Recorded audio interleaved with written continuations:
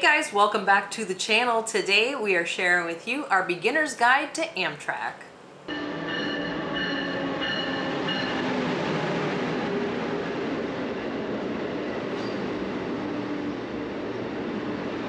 All right, so we get a lot of questions, especially through our videos here on YouTube in the comment section. And we wanted to kind of gather together all of the answers for the beginners on Amtrak. If you've never been on Amtrak, or if it's been many, many years since you've been on Amtrak, these are the questions or the things that people ask us about the most, and also some tips that we think will be extremely helpful if you're a beginning rider, first-time rider on Amtrak. So what is the very first thing that you should definitely do before you even set foot on Amtrak? Before you even get on the train, you do want to sign up for the Guest Rewards program. It's free to sign up.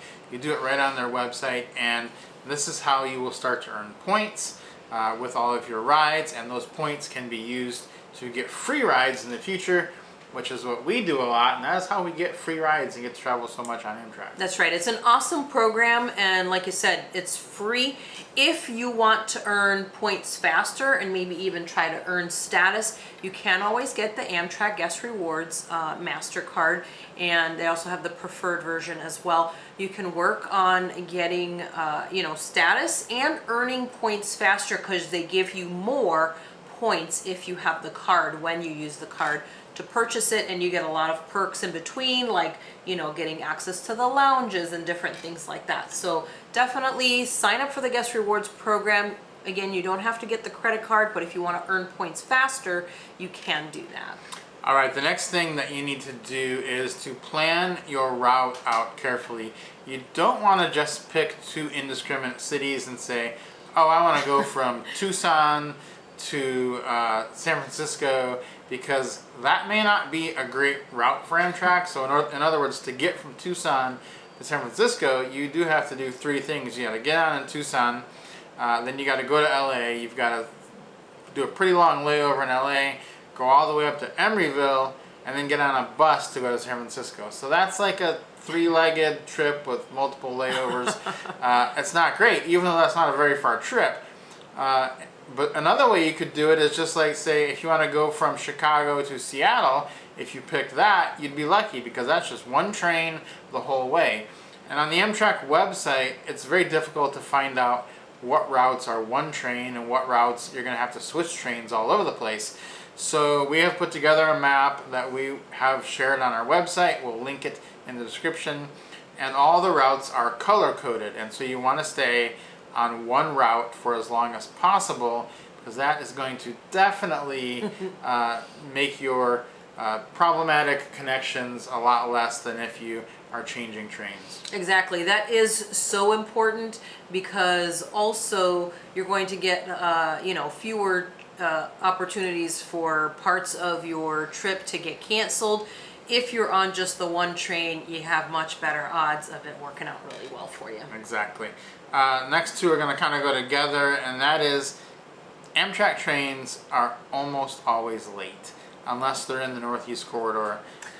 They're usually late, and so they could be late by 10 minutes, 30 minutes, an hour, 4 hours. We've been late 12 hours before. So you do not want to book a tight connection either to another Amtrak train or to a flight or a car rental, something like that. Or a cruise ship. Yeah, a cruise ship. We've seen people do that and miss their cruise.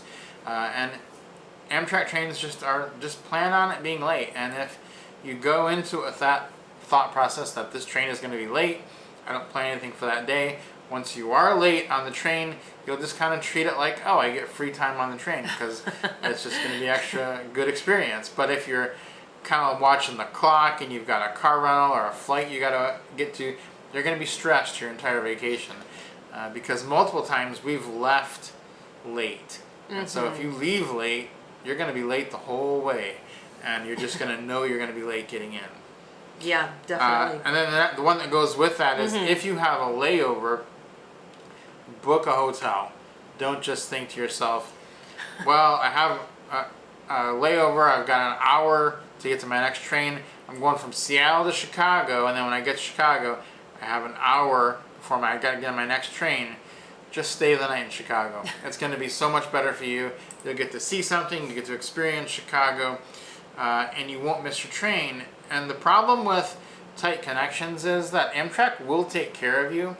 They will put you on the next possible way to get to wherever your destination is, but it may not be the train that you booked. It may be a bus.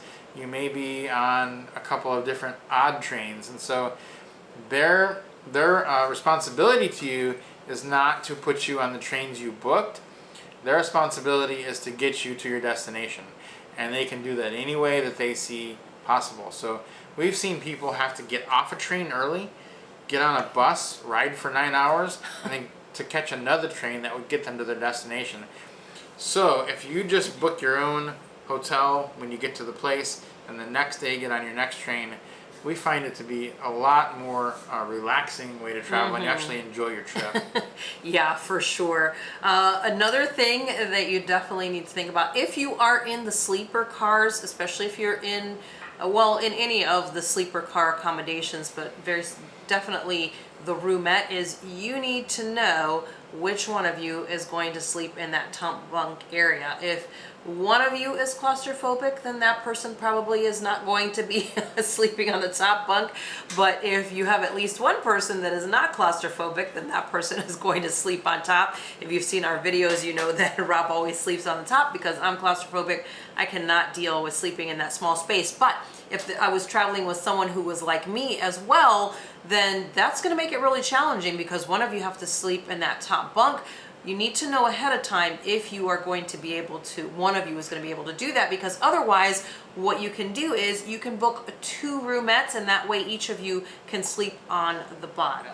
Yeah, and if you're going to do that, you want to call in to the Amtrak phone number, because they can help you to book 2 roomettes that are right across the hall from each other, and then you can just kind of leave your doors open and you can talk back and forth to each other. It's kind of like one big room suite then, just with a hallway running through the middle. But yeah, that is an important thing, because on the Superliner especially, on a Viewliner, you're not that claustrophobic either on the top or the bottom, but on a Superliner, which is the trains west of Chicago, that top area is pretty tight. Like when you lay down at night, you only have about that much room between your head and the top of the train. So you need to be able to put up with that, and you don't want to find out when you get on the train. So watch a couple of our Superliner roomette videos if you aren't sure if you can handle that. Yeah, because we actually give out measurements too, so you can get a tape measure out.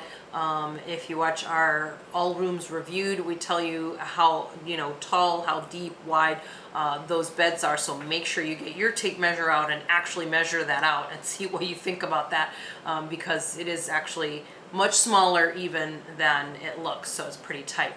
The next one is that if you are in coach, you want to make sure that you bring a bag that you're going to be able to secure all of your valuable items in, and you're going to keep this bag with you at all times. You can leave your carry-on stuff or food and things like that behind, but if you want to go to like the observation car or go to the cafe or something like that, you want to make sure that you're keeping your valuables with you. So bring a bag that you're going to put all of those valuables into and be able to carry with you whenever you leave your seat. And speaking of bringing things, you can bring your own food on the train, and people don't often realize this. There are a few stations where you can get off and get food. Sometimes they'll have a much longer stop, or there'll be vendors right on the platform. But a lot of the stations have like a Subway or a Chick-fil-A. You can buy that and bring it on the food and eat it then, or save it for a couple hours down the road or down the rails and eat it then. So we usually do that when we're riding in coach. We'll buy a sub or something to eat later that night, and then that kind of puts off eating the Amtrak cafe food until the next day, because if you're in coach for like 3 days, you're going to be eating the same Amtrak cafe food for all those days, and eventually you're going to want to break that up. So try to do that by either bringing something with you to start or getting something in the middle, so that'll kind of give you some variety in your food.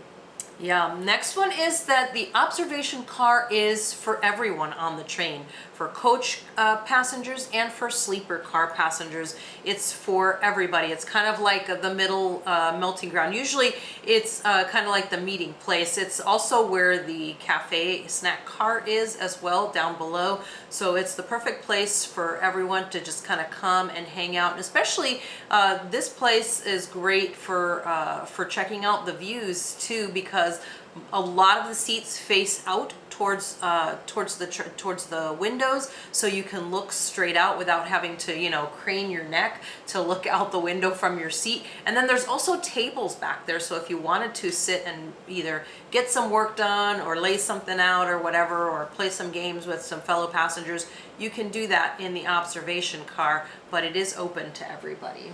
Let's talk about checking bags, because you can do that on Amtrak. If you're getting on a major station like Atlanta, New York, Chicago, they will have bag check. You can check your bag and then pick it up when you get to your destination. Both stations that you're using have to have bag check though for it to work.